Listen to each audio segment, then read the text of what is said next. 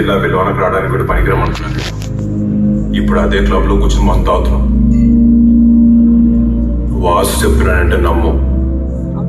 Promise. నువ్వు ముందు డబ్బులు పని మీద ఉండు. పెట్టేద్దాంలే.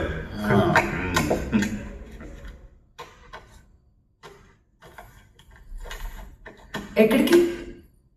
నీకు విషయం చెప్పాలి. చిన్న పని మీద ఎర్రమట్టి దెబ్బలు దాకా వెళ్తున్నాను. వచ్చాక మాట్లాడుకుందాం. రాత్రిపూట కత్తి ఇవన్నీ ఎందుకు? అవసరం పడచ్చు. ఉన్న దాంట్లో సంతోషంగా ఉండొచ్చు కదా వాసు. ఉన్న దాంట్లో బతకాలంటే నా ప్రయాణం అన్నం పొట్ల దగ్గర ఆగిపోయి ఉండేది. ఎత్తుకుంటూ వెళ్ళడమే ఎదిగేవాడి లక్ష్యం. నన్ను ఎక్కలేదు. నీకేటైతే